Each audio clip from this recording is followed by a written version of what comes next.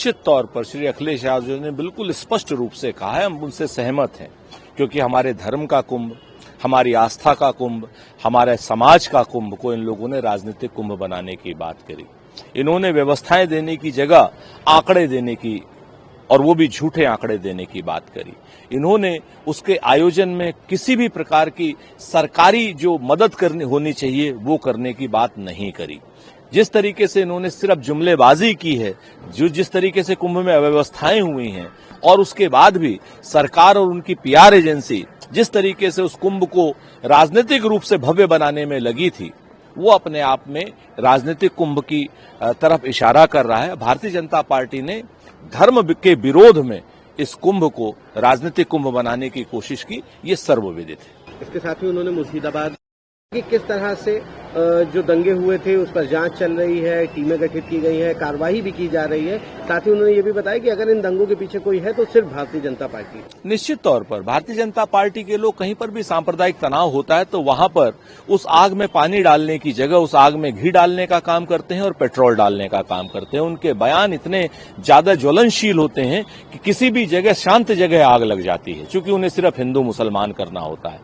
कानून व्यवस्था राज्य सरकार की जिम्मेवारी, ये अपने आप में सच है, लेकिन मुझे ममता बनर्जी से सिर्फ इतना ही कहना है कि जितने भी उपद्रवी तत्व हैं उनके खिलाफ कठोरता से कार्रवाई हो, भले ही वो भारतीय जनता पार्टी के बड़े नेता हों। 2-4 बड़े नेताओं के खिलाफ जिन लोगों ने इस आग में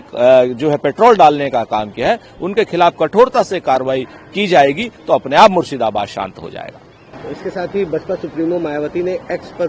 कांग्रेस, भाजपा आदि की तरह सपा में बहुजनों को, विशेषकर दलितों के कल्याण और उत्थान के लिए कुछ नहीं किया है। उन्होंने इसके साथ ही लिखा कि सपा में उनकी गरीबी, जाति आधारित शोषण, अन्याय, अत्याचार आदि को समाप्त करने की कोई सहानुभूति या इच्छा शक्ति नहीं है, जिसके कारण ये मुख्य धारा से बहुत दूर है। देखिए, बहुजन समाज मिशन को धोखा देने का काम बहुजन समाज पार्टी ने किया है और पूरी तरीके से किया है। आज की डेट में बहुजन समाज पार्टी सिर्फ धन बटोरो पार्टी के रूप में रह गई है और लगातार वो भारतीय जनता पार्टी की पिछलग्गू के रूप में काम कर रही है। इसीलिए न दलित, न आदिवासी, न पिछड़े, न गरीब, न नल, न नील, न कोल, न भील,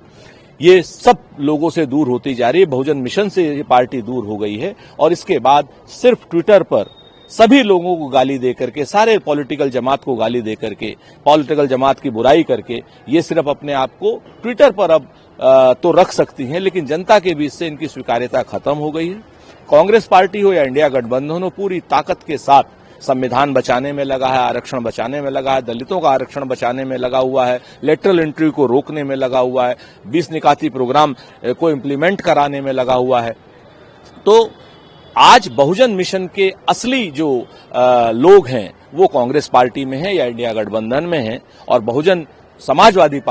समाज पार्टी मूल रूप से सिर्फ और सिर्फ धनाढ्य लोगों की और भारतीय जनता पार्टी की बी टीम के रूप में काम कर रही है।